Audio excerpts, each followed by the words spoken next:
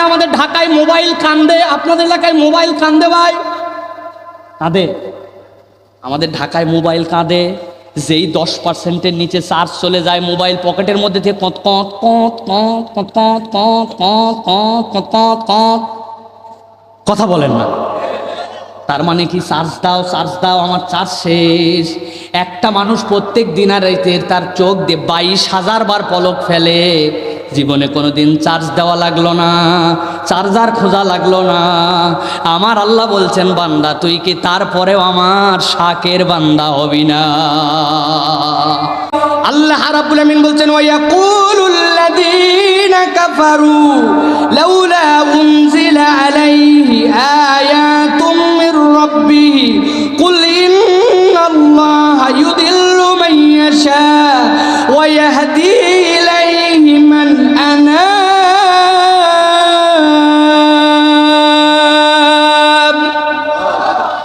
আল্লাহ রাব্বুল আলামিন বলছেন, ওয়ায়াকুলুল্লাযীনা কাফারু লাউলা উনজিলা ইলাইহি আয়াতুম মির রাব্বিহি।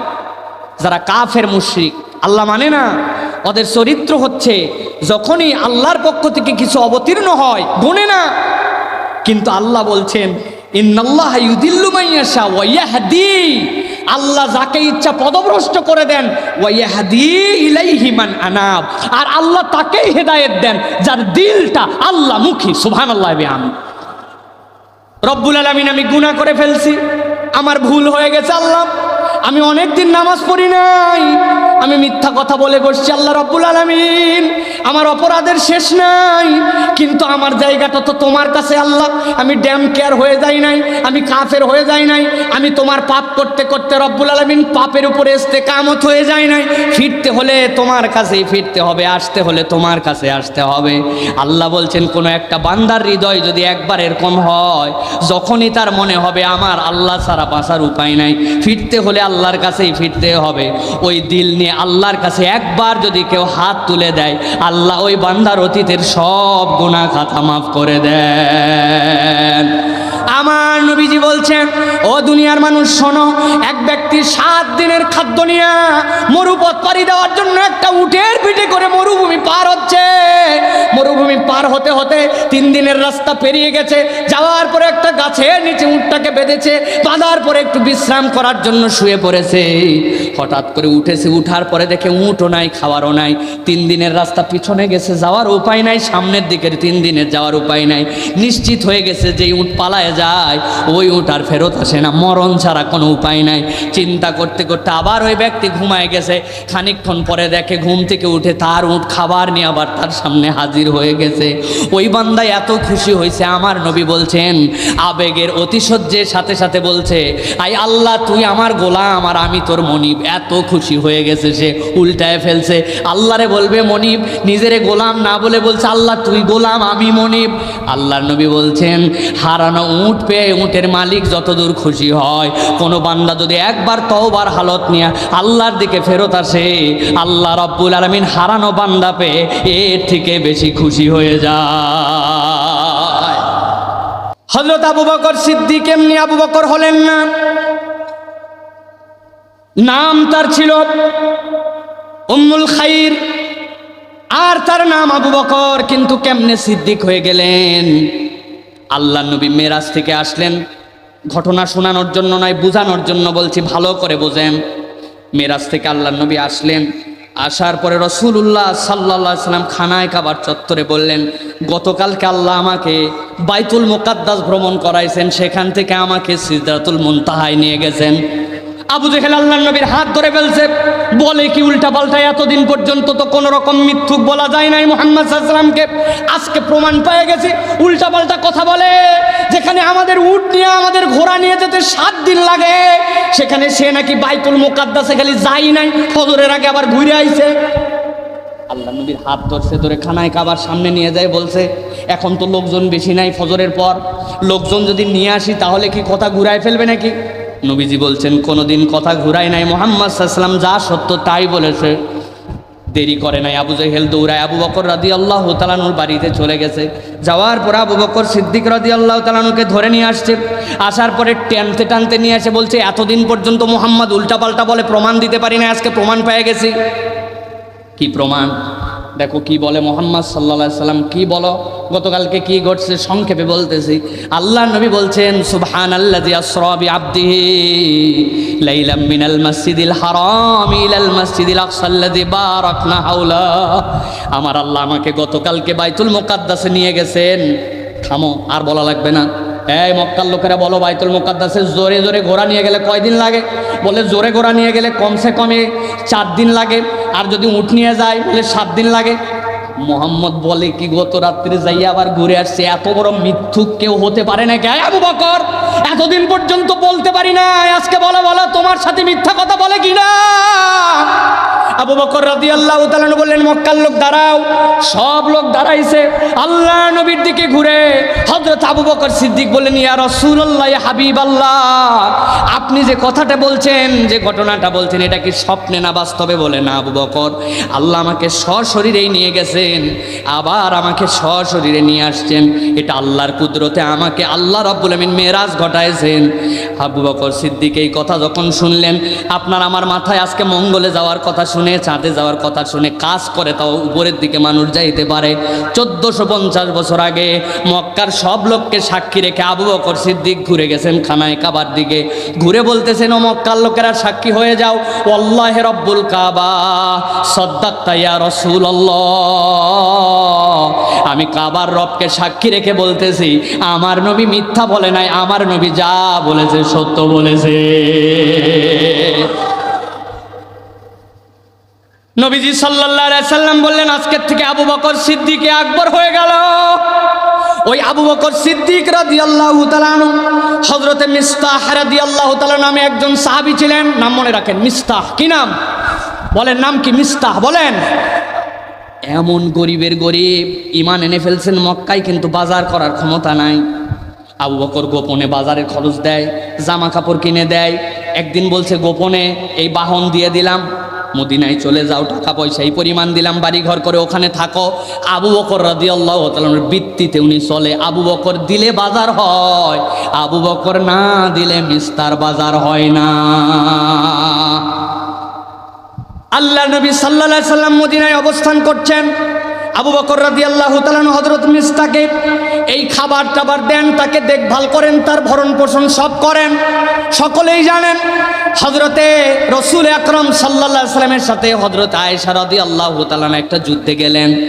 যুদ্ধে যাওয়ার পরে যুদ্ধ থেকে যখন ফেরত আসতেছেন, আয়েশা রাদিয়াল্লাহু তাআলার গলার মালা হারায় গেল। তিনি খোঁজার জন্য উটের পিঠের থেকে নামছেন। নামার পরে উটের হাওদা, আয়েশা রাদিয়াল্লাহু তাআলা এত হালকা মানুষ, উটের হাওদার মধ্যে ঘেরাও দেওয়া আছে, বুঝতে পারে নাই যে রসুলের স্ত্রী নাই। উট ফাঁকা নিয়ে নিয়ে চলে আসছে। মুনাফিকরা রটায় দিছে। আবু বকর রাদিয়াল্লাহু তাআলা আনহুর মেয়ে হযরতে আয়েশা সিদ্দিকা, নবীদের স্ত্রী, তিনি ব্যভিচারী, তিনি অপরাধ করে ফেলছেন, এরকম মিথ্যা কথা রটায়া হযরতে আবু বকরের সম্মান, রসুলের সম্মান, উম্মাতুল মুমিনিনের সম্মান তার গায়ের মধ্যে কালিমা লেপে দিছে মুনাফিকরা। আল্লাহর নবী পর্যন্ত বিচলিত হয়ে গেছেন। আল্লাহর নবী আবু বকর সিদ্দিক রাদিয়াল্লাহু তাআলা আনহুকে বলে আয়েশাকে আলাদা ঘরের মধ্যে করে দিলেন। যতদিন আল্লাহর পক্ষ থেকে আয়াত না আসে ততদিন পর্যন্ত হযরতে রাসূলুল্লাহ সাল্লাল্লাহু আলাইহি ওয়াসাল্লাম আয়েশার সাথে কথা বলেন না। তার প্রতি বুহতান আসছে। নবীদের বিশ্বাস আছে, কিন্তু আল্লাহর পক্ষ থেকে ফয়সালা দেওয়া লাগবে। হযরতে মিস্তাহ, যেই লোকটা আবু বকর রাদিয়াল্লাহু তাআলা আনহুর টাকা পয়সায় চলে, তার কথায় তার দিলে বাজার হয় না হয়, এই লোকটাও হতভাগ্য মুনাফিকদের দলে যোগ দিয়ে দিল। দিয়ে উনি পর্যন্ত আবু বকর রাদিয়াল্লাহু তাআলা আনহার মেয়ে আয়েশা রাদিয়াল্লাহু তাআলা আনহার নামে অপবাদ দিয়ে দিলেন। নাউজুবিল্লাহ বলেন। একবার খেয়াল করেন, আমার নুন খায় আমার বাড়ির লোক, আরে দুনিয়ার লোক একদিক গেলে যদি সত্যি ওই অপরাধ হয়, তুই তোর পক্ষে যাবি না, তুই তো আমার পক্ষে থাকবি, কথা ঠিক কিনা? আবু বকর মনে ব্যথা পেয়ে গেলেন। মনে ব্যথা পাওয়ার পরে ওয়াদা করে বসলেন, আমি আর বাঁচে থাকতে কোনোদিন মিস্তাকে কোনো সাহায্য দিব না। বলেন তো এই কথাটা বলা কি ঠিক হয়েছে না ভুল হয়েছে? ঠিকই তো হয়েছে। আমার খায় আমার মেয়ের বিপক্ষে এত বড় কথা বলল, মুনাফিকের দলে যোগ দিল। আবু বকর বললেন, আর কোনোদিন আমি তার সংসার দেখবো না। এত বড় মুনাফিক, দুনিয়ার সবাই মুনাফিকি করতে পারে, তুই করলে এই কাজ। আল্লাহ রাব্বুল আমিন আয়াতে কারিমা নাজিল করলেন, সূরা নূর 22 নম্বর আয়াত নোট করে নেন। আল্লাহ রাব্বুল আমিন আয়াতে কারিমা নাজিল করলেন। আয়েশা সিদ্দিকা রাদিয়াল্লাহু তাআলা আনহার পবিত্রতার ঘোষণা দেওয়ার আগে আল্লাহ বললেন, ওয়ালা ইয়াতালি উলুল ফাদলি মিনকুম ওয়াস-সাআতি আন ইউতু উলিল কুরবা ওয়াল মাসাকিন ওয়াল মুহাজিরিন ফি সাবিলিল্লাহ।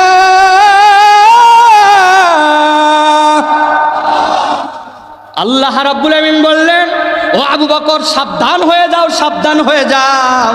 ওয়ালা ইয়াতালি উলুল ফাদলি মিনকুম ওয়াস-সাআতি, তোমাদের মধ্যে যাদের একটু সামর্থ্য আছে, যাদের একটু দয়া করার ক্ষমতা আছে, পায় না, কেউ যদি আল্লাহ এবং তার রাসূলের জন্য হিজরত করে আল্লাহর দিকে যায়, তোমার ক্ষমতা আছে বলে কোনো একটা কারণে তুমি তাকে কিচ্ছু দিবা না, এইটুকু বলার অধিকার আল্লাহ তোমাকে দেন না। আল্লাহু আকবার। আপনারা এই আয়াতটা হয়তো এলোমেলো বুঝতে পারতেছেন না, ব্যাপারটা কি ভালো করে খেয়াল করেন। আবু বকর রাদিয়াল্লাহু তাআলা আনহুর মেয়ে উম্মাহাতুল মুমিনিন, তার ব্যাপারে আল্লাহ রাব্বুল আমিন আয়াত অবতীর্ণ করে পবিত্রতার ঘোষণা দিলেন। কিন্তু তার আগে আল্লাহ বললেন যে তুমি যে অপরাধ করে বলেছো যে তে তোমার মেয়ের নামে অপবাদ দেওয়ার কারণে তাকে আর ক্ষমা করবা না, তাকে আর কিচ্ছু দিবা না, এটা কোনো মুহাজিরের শোভা হতে পারে না, ইমানদারের শোভা হতে পারে না। আল্লাহ বললেন, ওয়ালিয়াফু ওয়ালিয়াসফাহু, তুমি তাকে ক্ষমা করে দাও, তার দোষ ত্রুটিকে তুমি উপেক্ষা করে দাও। আলা তুহিব্বুনা আন ইয়াগফিরাল্লাহু লাকুম ওয়াল্লাহু গফুরুর রহিম। এইরকম সাহাবীকেও আল্লাহর নবীর উপর আয়াত অবতীর্ণ করে আবু বকরকে ক্ষমা করতে বলা হলো, দোষ ত্রুটিকে উপেক্ষা করতে বলে দেওয়া হলো। এর দ্বারা বোঝা যায় ইমানদারের গুণ হবে মানুষকে ক্ষমা করা আর দোষ ত্রুটিকে উপেক্ষা করে দেওয়া। এইটা না করলে নবীওয়ালা চরিত্র হয় না, ঠিক কি না? কিন্তু আমরা মানুষকে ক্ষমা করতে পারি না, দোষ ত্রুটি উপেক্ষা তো দূরের কথা, খুঁজে খুঁজে বের করে না পারলে আমাদের কোনো শান্তি নাই, ঠিক কি না? আমি মজার একটা কথা বলি মাঝে মাঝে, ভাগ্যিস ওমর রাদিয়াল্লাহু তাআলা আনহুর সময় ভিডিও ক্যামেরা ছিল না। কি ছিল না? ওমর রাদিয়াল্লাহু তাআলা আনহুর শাসনের সময় বলছে, আয় মদ খাওয়া চলবে না, অন্যায় করা চলবে না, সাবধান হয়ে যাও, আল্লাহর বিধান ঠিক মতো মানতে হবে, নবীকে অনুসরণ করতে হবে। আমার মতো একজন বলতো, ওমর বেশি ফটর ফটর করো না, তোমার একটা ভিডিও আমার কাছে আছে, তুমি না একদিন তলোয়ারি নিয়ে নবীকে মারার জন্য রওনা হয়েছিলে, আজকে বেশি বেশি ভাব নিচ্ছ, এক্ষুনি ভাইরাল করে দিব। ঠিক না ভাই? এক্ষুনি ফাঁস করে দিব, তোমার সব আমার জানা আছে, সব অতীত খুঁজে খুঁজে মানুষের দোষ বের করা, মানুষকে ক্ষমা না করা, মানুষের দোষ ত্রুটি খুঁটায় খুঁটায় বের করা, উপেক্ষা তো দূরের কথা, কোনো একটা অপরাধ জানলে তাকে ব্ল্যাকমেল করা। বেশি কথা কয়েস না, জানা আছে তুমি কি ছিলা, আছে না ভাই? কথা বলেন। তা আমরা কেমনে নবীওয়ালা চরিত্র তাহলে হলো? তাহলে আমরা এই রবিউল আউয়াল মাস থেকে আমরা শিক্ষা নিব যে আমরা রাসূলুল্লাহ সাল্লাল্লাহু আলাইহি ওয়াসাল্লামের সাহাবী হিসাবে অতিথি পরায়ণ হব, মানুষের ভুল ত্রুটিকে আমরা ক্ষমা করে দিব। পারবো ইনশাআল্লাহ? পারবো ইনশাআল্লাহ? প্রিয় ভাইরা, আল্লাহ কোরআনে বলছেন, আল্লাযীনা ইউনফিকুনা ফিস সাররাই ওয়াদ দাররা ওয়াল কাযিবিনাল গায়জ ওয়াল আফিনা আনিন নাস ওয়াল্লাহু ইউহিব্বুল মুহসিনিন। আল্লাহ রাব্বুল আমিন বলছেন, যারা গোপনে দান করে, প্রকাশ্যে দান করে, অভাবের সময়ও দান করে, সচ্ছলতার সময়ও দান করে, আল্লাহ বলছেন এরপরে ওয়াল কাযিবিনাল গায়জ, নিজের রাগকে দমায় ফেলে, ভাব মারে না, রাগ হলে নিজের রাগকে দামায় দেয়, ওই রাগ প্রকাশ করে দেখায় না মানুষকে, রাগ দমায় ফেলে। আর ওয়াল আফিনা আনিন নাস, মানুষকে ক্ষমা করে দেয়। আল্লাহ বলছেন যাদের এই চার গুণ আছে, আল্লাহ বলছেন উলাইকা ইউহিব্বুল মুহসিনিন আল্লাহু ইউহিব্বুল মুহসিনিন, আল্লাহ বলছেন এরা আমার মুহসিন বান্দা, আমি এদেরকে ভালোবাসি। সুবহানাল্লাহি ওয়া বিহামদিহি। প্রিয় ভাইয়েরা, তাহলে গুণ বলবো কয়টা? বলছি কয়টা? আর আছে কয়টা? চলবে ভাই, চলবে? আপনারা বললে চলবে, না হলে কিন্তু চলবে না ভাই। জানেন তো আপনি, সংসদে মাঝে মাঝে দেখবেন স্পিকার থাকে একজন, বিরোধী দল স্পিকার ভালো দেখতে পারে না, সরকারি দলের সময় একটু বেশি দেয় সংসদে, ঠিক না ভাই? সরকারি দলের কাজ হচ্ছে উনি উঠার পরেই খালি উনি দেখতে পায় উন্নয়ন আর উন্নয়ন, উনার চশমার নাম উন্নয়ন। ভাই কথা বলেন, আমি কাউকে কটাক্ষ করে বলতেছি না। আর বিরোধী দলের চশমার নাম হচ্ছে অনুন্নয়ন। ও সরকারের লোক হাজার ভালো করলেও কোনো উন্নয়ন দেখতে পায় না, ঠিক না ভাই? বলেন তো ভাই, একটা গভর্নমেন্ট কোনো উন্নয়ন করে না, সব অনুন্নয়ন, এটা হতে পারে ভাই? কিন্তু চোখে দুইজন আর দুই কালারের চশমা, একটা উন্নয়ন একটা অনুন্নয়ন। এখন বিরোধী দলের যেই লোক উঠছে, উঠার পরে সংসদে এখন উনি বক্তব্য দিতে শুরু করছে। এর আগে সরকারি দল মনে করেন যেইসা পাম দেওয়া দিছে, ইরি পাম দিয়া ফাটায় ফেলছে। এখন বিরোধী দলের সংসদ সদস্য উঠেই খোঁচানো শুরু করছে, এ করে নাই, সে করে নাই, এটা বলে নাই, সেটা বলে নাই। 5 মিনিট সময়, 5 মিনিট যেই পার হয়েছে, স্পিকার বলছে, মাননীয় সংসদ সদস্য আপনার সময় শেষের দিকে, সংক্ষেপ করেন। কে শোনে কার কথাও? জজবাতে এসে গেছে, ও খালি সংসদ কোপায় ফেলতেছে একবারে। এরপরে বলছে আপনাকে 30 মিনিট 30 সেকেন্ড বাড়ানো হলো, কথা শেষ করেন। উনি তাও শেষ করে না। হঠাৎ করে স্পিকার দেখছে যে একে তো থামানো যাচ্ছে না, স্পিকারের হাতে সুইচ থাকে, আস্তে করে চাপ দিছে, মাইক বন্ধ। কিন্তু ইনি তো জানে না যে মাইক বন্ধ, উনি তখনও বক্তব্য দিচ্ছে। খানিকক্ষণ পরে দেখে শব্দ হয় না, বসে পড়ছে, ঠিক কিনা ভাই? এখন আপনারা যদি মনে করেন শুনবেন, তা আমি বলি সব সময় যে আমি এই জায়গায় আসি ভাই আপনাদের বক্তা হিসাবে, আর আপনারা হচ্ছেন আমার স্পিকার। আপনারা যদি বলেন একটু বলেন, তাহলে আমার একটুখানি বলবো, চলবে? সময় বাড়ানো হলো প্রিয় ভাইয়েরা। তাহলে আমরা এবার সংক্ষেপে আর 3টা গুণের কথা শুনবো। প্রথম গুণের কথা কি বলছি? ভুলে গেলে হবে না। প্রথমটা কি? 2 নম্বরটা ক্ষমা। 3 নম্বর গুণ, সকল পয়গম্বরের মধ্যে আল্লাহ রাব্বুল আলামিন সততার গুণে গুণান্বিত করেছিলেন। প্রত্যেক পয়গম্বর সৎ এবং সততার পক্ষে ছিলেন, ঠিক কি না? প্রত্যেক নবী রাসূল সততার সাথে তারা কাজ করতেন প্রিয় ভাইরা। এই জন্য আমাদেরকে সৎ মানুষ হতে হবে, সততার সাথে আপনার আমার সম্পর্ক থাকতে হবে। আজকের বাংলাদেশে সবচেয়ে বড় যেটার অভাব, সেটা হচ্ছে সততার অভাব। কথা বলেন ভাই, ঠিক কিনা? আপনি ঠিক বললেও ঠিক, না বললেও ঠিক। রাস্তার বাজেট হয়, এমপি সাহেব তো ঠিকই 13.5 কোটি টাকা আনে, কিন্তু এমপি সাহেব ওখান থেকে কাজ নিয়ে আসতে আসতে সিরিস্টোর বাজার পর্যন্ত 7 কোটি টাকাও আসতে পারে না, ঠিক কিনা? যেই রাস্তা চলার কথা 5 বছর, এমপি সাহেব ওই রাস্তা আবার বরাদ্দ দিতে হয়। ব্যাপারটা কি? ব্যাপারটা কিছু না। যেই রাস্তা হওয়ার কথা ছিল পাথর দিয়া, যেই রাস্তা হওয়ার কথা ছিল 1 নম্বর ইট দিয়া, যেই রাস্তা হওয়ার কথা ছিল সবচেয়ে দামি সিমেন্ট দিয়া, ওই রাস্তা হয়েছে খোয়া দিয়া, ওই রাস্তা হয়েছে বাঁশ দিয়া, ঠিক কিনা? এটা এমপি সাহেবের দোষ নাকি টাকার দোষ? সততার দোষ। কার দোষ? সততা। আজকে আমরা সৎ নই, অথচ আমরা নবীর উম্মত দাবি করি। আমরা মুহাম্মদ মুস্তাফা সাল্লাল্লাহু আলাইহি ওয়াসাল্লামের উম্মত বলছি, উম্মত হওয়া যায় না। এই জন্য বলা হয় আবেগ সে তো হঠাৎ আগুন, একটু তাপেই জ্বলবে দ্বিগুণ।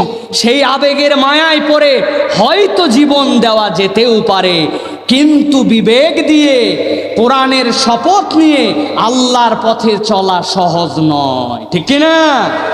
এই জন্য আমাদেরকে শপথ নিতে হবে প্রিয় ভাইয়েরা যে আমরা সৎ এবং সত্যবাদীদের সাথে হব। আল্লাহ রাব্বুল আলামিন বলছেন, ইয়া আইয়ুহাল্লাযীনা আমানুত্তাকুল্লাহা ওয়া কুনু মা'আস সাদিকিন।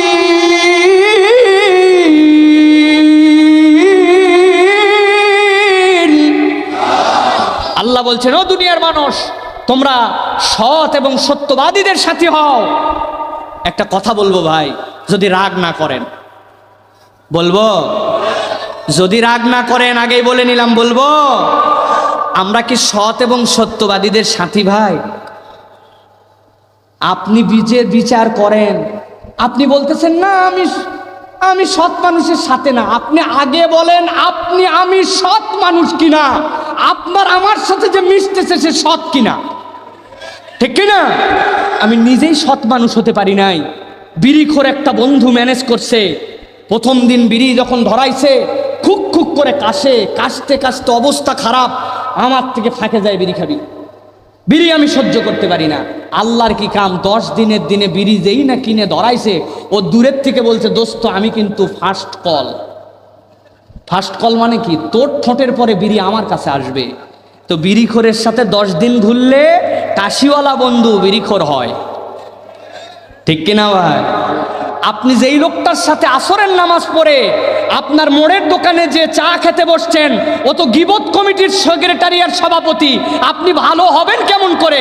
ওর সাথে এক সময় হুঁ দেওয়াই লাগে, আপনি নিজেও গীবতকারী হন, ঠিক কিনা? হালাল গীবত করে আবার ময়মনসিংহের লোক, এরা গুনাহ খাতার মধ্যে নেই। হ্যাঁ, গীবত হালাল, আপনি জানেন না? আমি বলি আপনাকে সিস্টেমটা। আল্লাহ মাফ করুক, এ কথা বলা উচিত না, কিন্তু না বলেও পারি না। বোঝেননি না?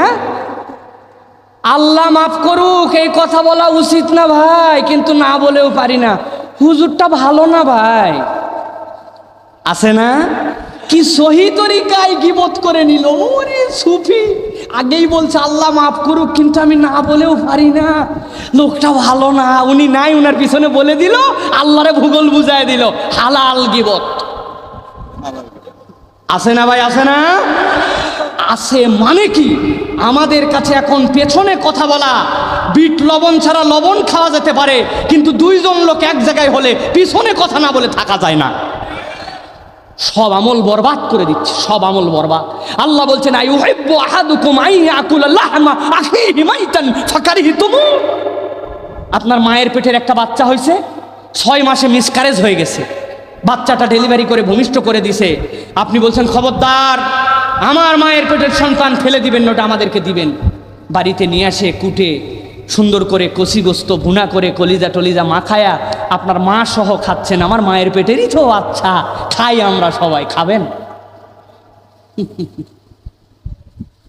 থুতু উঠে গেছে মুখে। আল্লাহ বলছেন ফাকারিহতুম, তোমার মায়ের পেটের এই ভাইয়ের গোস্ত খেতে তুমি ঘৃণা বোধ করবে। তুমি যে ধর্মের লোক হও, তুমি শুয়োর খাবে, কুকুর খাবে, কিন্তু তুমি তোমার মায়ের পেটের এই ভাই খাবে না। আল্লাহ বলছেন আইয়ুহিব্বু আহাদুকুম আইয়াকুলা লাহমা আখিহি মাইতান। তোমার ভাইয়ের কোনো বৈধ দোষ তার পিছনে বলা এরকম গীবত, এই কথা তুমি কেমনে বলো? ইমানদারের এই চরিত্র এখন মাখামাখি, ঠিক কিনা? বলবেন কি এক হুজুর নিয়ে আইছে রাত্রেবেলা আমাদেরকে এই ওয়াজ শোনানোর জন্য। ভাই এইটাই ওয়াজ ভাই, অনেক কিচ্ছা, অনেক কাহিনী, অনেক কিছু শুনছেন, বাড়ি পর্যন্ত ওয়াজ যায় না। এটা বাড়িতে নিয়ে যান, জীবন পরিবর্তন হয়ে যেতে পারে, ঠিক কিনা? উন্নয়নের গল্পে আপনার কোনো পরিবর্তন হবে না। প্রিয় ভাইয়েরা, তাহলে সৎ মানুষ হতে হবে, সততার গুণ আমাদের মধ্যে রাখতে হবে। আমি সৎ, আমি দুর্নীতি করি না, আমি মিথ্যা বলি না, আমি বাজে পক্ষে থাকি না, বাজে কথার লোকে প্রলুব্ধ হই না, বিড়িখোর আমার বন্ধু নয়, আমি নিজেও বেনামাজি নয়, আমি বেনামাজির সাথে ঘুরি না। তবে না আপনি সফল, ঠিক কিনা? আল্লাহ রাব্বুল আলামিন আমাদেরকে এই গুণ দান করুক, বলেন আল্লাহুম্মা আমিন। এটা আমাদের জন্য 3 নম্বর গুণ। এবার 4 নম্বর গুণ বলবো প্রিয় ভাইয়েরা, ইনাবাহ। একটু শুনতে নতুন আপনাদের কাছে। 4 নম্বর গুণ প্রত্যেক নবী রাসূলের সাথে ছিল, ইনাবাহ। বলতে হবে মুখ দিয়ে, কি বলেন? জোরে বলেন, ইনাবাহ। বলেন কি? ইনাবা মানে কি? ইনাবা মানে হচ্ছে সদা সর্বদা যেই দিল আল্লাহর দিকে ঝুঁকে থাকে, ওই দিলওয়ালার গুণকে বলা হয় ইনাবাহ। ভালো করে মুখস্থ করেন, সদা সর্বদা যেই দিল আল্লাহর দিকে ঝুঁকে থাকে, ওই দিলকে বলা হয় ইনাবাহ। ওই দিলদার মানুষ হওয়া। ড্যাম কেয়ার, পাপ করে অন্যায় করে আবার বলে কাউকে গুনি না, পারলে ধরুক, আছে না? নামাজ পড়তে বলে শোনে না, ড্যাম কেয়ার। এটা ইনাবাওয়ালা চরিত্র নয়। আল্লাহ রাব্বুল আলামিন বলছেন, ভালো করে বোঝেন, আপনার আমার জন্য যে তওবার কথা আল্লাহ বলেছেন, এই তওবার সাথে ইনাবা সম্পৃক্ত। আল্লাহ রাব্বুল আলামিন বলছেন ওয়ায়াকুলুল লাযীনা কাফারু লাউলা উনজিলা আলাইহি আয়াতুম মির রাব্বিহি কুল ইন্নাল্লাহা ইউদিল্লু মান ইয়াশা ওয়া ইয়াহদি ইলাইহি মান আনাব।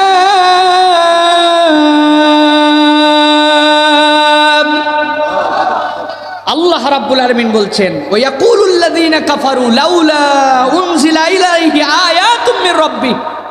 যারা কাফের মুশরিক, আল্লাহ মানে না, ওদের চরিত্র হচ্ছে যখনই আল্লাহর পক্ষ থেকে কিছু অবতীর্ণ হয় গুনে না, কিন্তু আল্লাহ বলছেন ইন্নাল্লাহা ইউদিল্লু মান ইয়াশা ওয়া ইয়াহদি, আল্লাহ যাকে ইচ্ছা পদভ্রষ্ট করে দেন, ওয়া ইয়াহদি ইলাইহি মান আনাব, আর আল্লাহ তাকেই হেদায়েত দেন যার দিলটা আল্লাহমুখী। সুবহানাল্লাহ। রব্বুল আলামিন, আমি গুনাহ করে ফেলছি, আমার ভুল হয়ে গেছে আল্লাহ, আমি অনেক দিন নামাজ পড়ি নাই, আমি মিথ্যা কথা বলে বসছি আল্লাহ রব্বুল আলামিন, আমার অপরাধের শেষ নাই, কিন্তু আমার জায়গাটা তো তোমার কাছে আল্লাহ, আমি ড্যাম কেয়ার হয়ে যাই নাই, আমি কাফের হয়ে যাই নাই, আমি তোমার পাপ করতে করতে রব্বুল আলামিন পাপের উপরে ইস্তেকামত হয়ে যায় নাই, ফিরতে হলে তোমার কাছেই ফিরতে হবে, আসতে হলে তোমার কাছে আসতে হবে। আল্লাহ বলছেন কোনো একটা বান্দার হৃদয় যদি একবার এরকম হয়, যখনই তার মনে হবে আমার আল্লাহ ছাড়া বাঁচার উপায় নাই, ফিরতে হলে আল্লাহর কাছেই ফিরতে হবে, ওই দিল নিয়ে আল্লাহর কাছে একবার যদি কেউ হাত তুলে দেয়, আল্লাহ ওই বান্দার অতীতের সব গুনাহ খাতা মাফ করে দেন। আমার নবীজি বলছেন, ও দুনিয়ার মানুষ শোনো, এক ব্যক্তি 7 দিনের খাদ্য নিয়ে মরুপথ পাড়ি দেওয়ার জন্য একটা উটের পিঠে করে মরুভূমি পার হচ্ছে। মরুভূমি পার হতে হতে 3 দিনের রাস্তা পেরিয়ে গেছে, যাওয়ার পরে একটা গাছের নিচে উটটাকে বেঁধেছে, বাঁধার পরে একটু বিশ্রাম করার জন্য শুয়ে পড়েছে। হঠাৎ করে উঠেছে, উঠার পরে দেখে উটও নাই, খাওয়ারও নাই, 3 দিনের রাস্তা পিছনে গেছে, যাওয়ার উপায় নাই, সামনের দিকের 3 দিনের যাওয়ার উপায় নাই, নিশ্চিত হয়ে গেছে যে উট পালায় যায়, ওই উট আর ফেরত আসে না, মরণ ছাড়া কোনো উপায় নাই। চিন্তা করতে করতে আবার ওই ব্যক্তি ঘুমায় গেছে, খানিকক্ষণ পরে দেখে ঘুম থেকে উঠে তার উট খাবার নিয়ে আবার তার সামনে হাজির হয়ে গেছে। ওই বান্দা এত খুশি হয়েছে, আমার নবী বলছেন আবেগের অতিশয্যের সাথে সাথে বলছে, আই আল্লাহ তুই আমার গোলাম আর আমি তোর মনিব। এত খুশি হয়ে গেছে সে, উল্টায় ফেলছে, আল্লাহরে বলবে মনিব, নিজেরে গোলাম না বলে বলছে আল্লাহ তুই গোলাম আমি মনিব। আল্লাহর নবী বলছেন হারানো উট পেয়ে উটের মালিক যতদূর খুশি হয়, কোনো বান্দা যদি একবার তওবার হালত নিয়ে আল্লাহর দিকে ফেরত আসে, আল্লাহ রব্বুল আলামিন হারানো বান্দা পেয়ে এর থেকে বেশি খুশি হয়ে যায়। তাহলে বান্দার গুণ হবে আনাব, আমরা আল্লাহর দিকে তওবা মুখী হব, রব্বুল আলামিনের কাছে ভুল করলে ফেরত আসব, সব সময় আল্লাহ মুখী হয়ে থাকবো আমরা। এইটা হবে বান্দার গুণাগুণ। ড্যাম কেয়ার না, যা করছি করছি, আমি কাউরে গুনি না, আল্লাহ টাল্লাহ এগুলো আমি বুঝি না, নাউজুবিল্লাহ, এরকম যেন না হয়। ভুল বান্দা করবেই, কিন্তু ফেরত আসবে আল্লাহর দিকে আবার, এই অন্তরটা যেন আমাদের থাকে। যখনই মনে হবে তখনই তওবা করব। রাজি আছি? হাত তুলে বলেন রাজি আছি। আল্লাহর দিকে ফেরত আসবো, আমরা রাজি আছি। এই রাজি আছি কি দাড়ি কাটে না দাড়ি রাখে? হাত তুলে বলতেছি আল্লাহ তোমার দিকে ফেরত আসবো, মুখের দাড়ি আজ পর্যন্ত রাখলাম না। হবে নামাজ না পড়ে না নামাজ পড়ে? হাত সোজা করেন, হাত নামে কেন? ভয় লাগে নাকি? নামাজ না পড়ে না নামাজ পড়ে? মিথ্যা ছেড়ে না মিথ্যা সহ? বাপ মায়ের কথা অবাধ্য হয় না বাপ মায়ের কথা শুনে? ঠিক তো? ঠিক তো? বাপ মার সাথে বেয়াদবি করবো না তো? নামাজ ছাড়বো না তো? দাড়ি রেখে দিব? হাত নামান, দাড়িওয়ালারা হাত নামান, সব দাড়িওয়ালাগুলো হাত নামান। যাদের মুখে দাড়ি নাই এখনো কিন্তু দাড়ি উঠে গেছে, এরকম আল্লাহর বান্দা 2-4 জন হাত তোলেন, ইনশাআল্লাহ ওয়াদা করলাম আর দাড়ি কাটবো না। তোলেন, তোলেন, হাত তোলেন, আল্লাহ খুশি হয়ে যাবে। বলেন আল্লাহুম্মা আমিন। শোনেন ভাই, হাত নামান, হাত নামান। কেউ যদি বলে দাঁড়িয়ে রাখে আমাকে আনস্মার্ট লাগে, তার ঈমান চলে যাবে, ঈমান চলে যাবে। মুহাম্মদ সাল্লাল্লাহু আলাইহি সাল্লামের থেকে বেশি সুন্দর মানুষ পৃথিবীতে কেউ নাই, সাহাবীদের থেকে বেস্ট মানুষ কেউ নাই। একজন সাহাবী দাড়িহীন ছিলেন না, একজন পয়গম্বর দাড়ি ছাড়া ছিল না। আপনি কেমন করে বলেন যে আপনি দাড়ি রাখলে আনস্মার্ট লাগে? আপনি রাখতে পারেন না, এটা আপনার ওজর থাকতে পারে, কিন্তু দাড়ি রাখা লোক সবচেয়ে সুন্দর, এই বিশ্বাস আপনাকে করতে হবে, ঠিক না? তাহলে দাড়ি রাখবেন ইনশাআল্লাহ। ওয়াদা করলেন, ওয়াদা করলেন। যারা ওয়াদা করতে পারেন নাই, মোষ রাখেন, অন্তত মহিলা হয়েন না, মহিলা হয়েন না। 1 লক্ষ টাকা পাঠাইছে একজন মহিলা, হুজুর আমার জন্য দোয়া করবেন। ধরেন, কি জন্য? কয় হুজুর একটু দোয়া করেন, মানুষের দাড়ি দেখে এত ভাল লাগে আমার, আমি মহিলা মানুষ, আমার জন্য একটু দাড়ি উঠে, এই জন্য 1 লাখ টাকা। সবাই মিলে আমরা দোয়া করি, আল্লাহ তুমি কি না পারো। 1 লাখ টাকা মহিলা দিছে, আল্লাহ তার মুখের মধ্যে একটু তুমি দাড়ি উঠায়া দাও, কাম হবে। কথা বলে না, কাম হবে। তাহলে লাখ টাকা দিয়ে যেই মহিলা দাঁড়িয়ে উঠাতে পারে না, আর আপনি 5 টাকার বেলেট মারে মারে চাষেই যাচ্ছেন মহিলা হওয়ার জন্য, আপনার লজ্জা হওয়া উচিত। মোষ রাখেন অন্তত। আমি এর থেকে বেশি আর কিছু বললাম না আপনাকে, রাগ করেন না ভাই। রাগ করলেন? তাহলে 4 নম্বর গুণ হচ্ছে ইনাবা, আল্লাহর সাথে দিল জুড়ায় দিতে হবে। ভুল করব, অপরাধ হবে, মিথ্যা হয়ে যাবে, জিবায় আবার কামড় দিছে, হুজুর বলছিল, গালি দিয়ে কথা বলা যাবে না। আর বন্ধুরে ফোন করে বলছে, এই শালার বেটা এখনো আসলি না, হুজুরের ওয়াজ শেষের দিকে, হাই হাই রে শালার বেটা বললাম মানে আমি, এটা তো ভুল কথা বলে বলছি, নাউজুবিল্লাহ, আর বলবো না ভাই, আর বলবো না, তওবা করলাম। এটা আল্লাহমুখী দিল, ভুল হবে বান্দা আল্লাহর কাছে ক্ষমা চাবে। আর তাইবু মিনাজ যামবি কামাল্লা যামবালা, কেউ যদি আল্লাহর জন্য তওবা করে তার জন্য গুনাহই নাই। সুবহানাল্লাহ। পারবো ইনশাআল্লাহ। প্রিয় ভাইয়েরা, 4টা গুণ শেষ, অনেক আলোচনার মধ্যে ছিল। সর্বশেষ লাস্ট যে গুণের কথা বলবো, আগে বলি গুণ কয়টা বলবো। 1 নম্বর কি বলছি, 2 নম্বর, 3 নম্বর সততা, 3 নম্বর, 4 নম্বর ইনাবা। আবার বলেন, 1 নম্বর মেহমানদারি, অতিথিতা, 2 নম্বর ক্ষমা, 2 নম্বর, 3 নম্বর, 4 নম্বর মাশাআল্লাহ। এই যে বাড়িতে ওয়াজ যাচ্ছে, এটা হচ্ছে একটা শান্তি। প্রিয় ভাইরা, সর্বশেষ লাস্ট যে গুণ, সকল নবী রাসূল, সকল পয়গম্বর আল্লাহর শুকরগুজার বান্দা ছিলেন। কি বান্দা ছিলেন? শাকের, আল্লাহর শাকের। যার মধ্যে শুকরিয়া নাই, ওই বান্দার জীবনে কোনো সফলতা। আল্লাহ রাব্বুল আলামিন কুরআনুল কারীমের মধ্যে 75 বার শুকরগুজারির কথা বলেছেন। আল্লাহ রাব্বুল আলামিন বলছেন, ফাযকুরুনি আযকুরকুম ওয়াশকুরুলি ওয়ালা তাকফুরুন। ও বান্দা, তুমি যদি আমাকে স্মরণে রাখো, আমি রব্বুল আমিন কখনো তোমাকে ভুলে যাব না।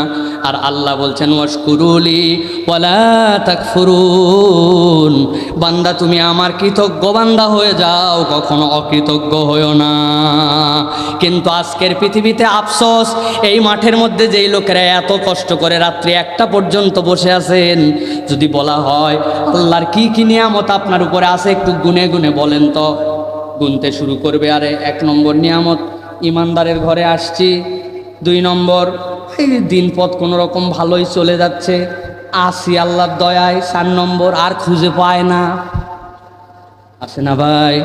কিন্তু যদি বলা হয় সমস্যা কি কি আছে, 10টা খুঁজে পাই, আর বলেন না ভাই। সকালবেলায় বউ এমন একটা কথা বলছে, মনটা তো তখন থেকেই খারাপ। বাজারে যে ডিমের দাম, পানির দরে দাম হয়েছে ডিমের, 1 বোতল পানির দামও 15 টাকা, ডিমও 15, পানির দরে ডিম। ঠিক না ভাই? আপনি ডলারে কামাই করলে ডলারের হিসাব আপনাকে দেওয়া লাগবে, টাকায় কামাই করলে টাকার বুঝ দেওয়া লাগবে। আর ভাঙ্গে বললাম না, আপনার শুধু সমস্যা খুঁজতেই থাকবেন, খুঁজতেই থাকবেন, কিন্তু আপনি কৃতজ্ঞতা খুঁজে পান না। আমি আপনার কাছে একটা কৃতজ্ঞতার কথা কেবল বলি ভাই। হাসপাতালে ভর্তি হলাম ডেঙ্গুর জন্য। 3য় দিন যখন হাসপাতালে স্যালাইন ট্যালাইন দিয়ে, আমি তো নিজে উঠতে পারি না, তারপরে ফজরের আজান শুনতে পাইছি। ফজরের আজান শুনে ঢুকে গেছি, আস্তে আস্তে করে উঠে বাথরুমের মধ্যে।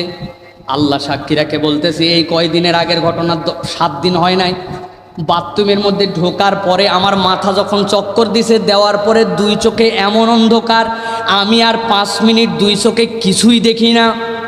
আমি মনে করলাম আমি মনে অন্ধ হয়ে গেছি। আমি চেষ্টা করতেছি চোখ দিয়ে দেখার, লাইট আছে, ওয়ালের সাথে যাই কোনো রকম এরকম করে জড়ায় ধরলাম, আস্তে করে দরজা খুঁজে বের করলাম। মাথা তো ঘুরতেছে, চোখে দেখি না। আস্তে করে মাটিতে হাত দিয়ে দিয়ে বিছনাতে আসার পরে ধাপ করে পড়ছি, মাটিতে পড়ি নাই, বিছনার উপরে পড়ে গেছি। ভালো করে একটু খেয়াল করে দেখেন, যে আল্লাহর দয়া খুঁজে পাচ্ছি না। ফজরের পরে যদি এই চোখ দেখা বন্ধ করে দিত, আপনি আমি যদি অন্ধ হয়ে যেতাম, বলার মতো কিছুই থাকতো না। মাঝে মাঝে মজা করে বলি, প্রচুর আলোচনায়, আপনাদের এলাকায় আছে কিনা, আমাদের ঢাকায় মোবাইল কান্দে, আপনাদের এলাকায় মোবাইল কান্দে ভাই? কাঁদে? আমাদের ঢাকায় মোবাইল কাঁদে। যেই 10%-এর নিচে চার্জ চলে যায়, মোবাইল পকেটের মধ্যে থেকে কত কত কত কত কত কত কত কত কত কত। কথা বলেন না। তার মানে কি চার্জ দাও, আমার চার্জ শেষ। একটা মানুষ প্রত্যেক দিন আর রাতের তার চোখ দিয়ে 22,000 বার পলক ফেলে, জীবনে কোনোদিন চার্জ দেওয়া লাগলো না, চার্জার খোঁজা লাগলো না। আমার আল্লাহ বলছেন, বান্দা তুই কি তারপরেও আমার শাকের বান্দা হবি না? আমার আল্লাহ রাব্বুল আমিন এই জন্য বলছেন, ওয়া ইস্তাআযানা রাব্বুকুম লাইন শাকারতুম লাযীদান্নাকুম তুম ইন্না আযাবি লাশাদীদ।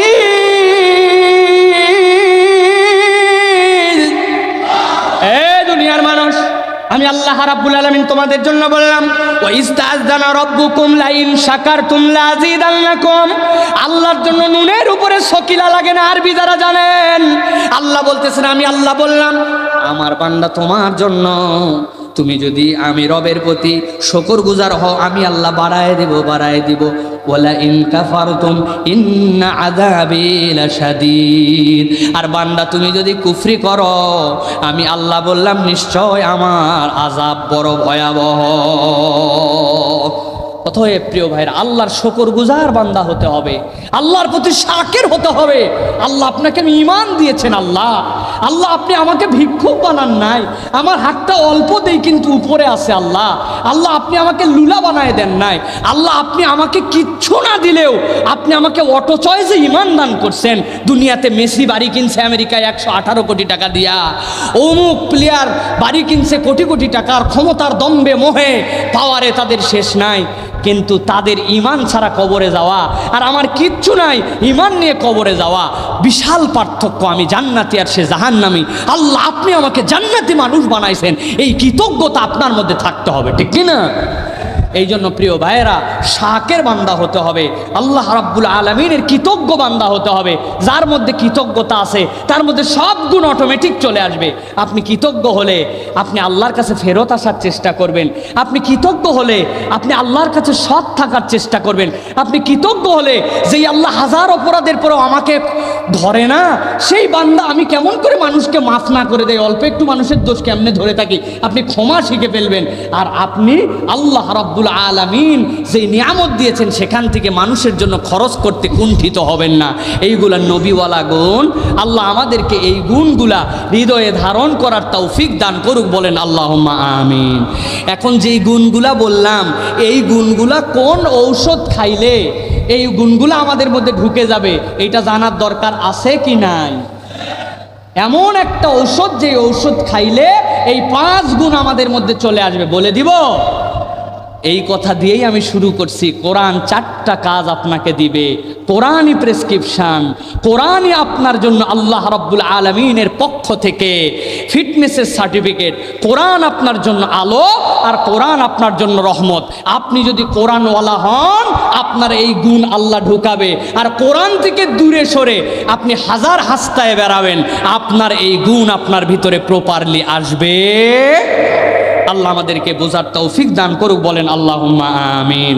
আল্লাহ রাব্বুল আলামিন আজকের আশা বসা কবুল করুক। আপনাদের দোয়া আল্লাহ কবুল করছে। তাছাড়া কিভাবে আমি এতক্ষণ ধরে 1.5 ঘন্টা কথা বলছি আমি তো নিজেই জানি না। আল্লাহ রাব্বুল আলামিন যেন আমাদের সকলকে শেফায়ে কুল্লি আজেলা দান করেন, বলেন আল্লাহুম্মা আমিন। আর আপনারা একটু আমার জন্য দোয়া করবেন না ভাই? করবেন না ভাই? আপনি জানেন না আমার ভিতরে কি হচ্ছে। আমার সাথে যে ডাক্তার আছে আমার সাথে, এরা চাচ্ছে আমি শেষ করে চলে যাই, রাগ করতেছে আমার উপরে। কিন্তু আমি আল্লাহর এই হক আদায় করার চেষ্টা করি। আমি যেই জায়গায় যাই চেষ্টা করি মানুষের কাছে এই কথাগুলি বলার জন্য। আল্লাহ যেন আমাদের আজকের আশা বসা কবুল করেন। 4টা বিষয় বলেছি, কোরআন শুনলে লাভ, মনে রাখবেন এই 4টা। 5টা গুণের কথা বলেছি, কম বেশি আজকের থেকে আমরা এটা চেষ্টা করব। আল্লাহ যেন আমাদেরকে কবুল করেন, বলেন আল্লাহুম্মা আমিন। কয়েকটা প্রশ্ন আছে, একটু উত্তর দিয়ে আমরা শেষ করে দেবো ইনশাল্লাহ, দোয়া করে দেবো ইনশাল্লাহ।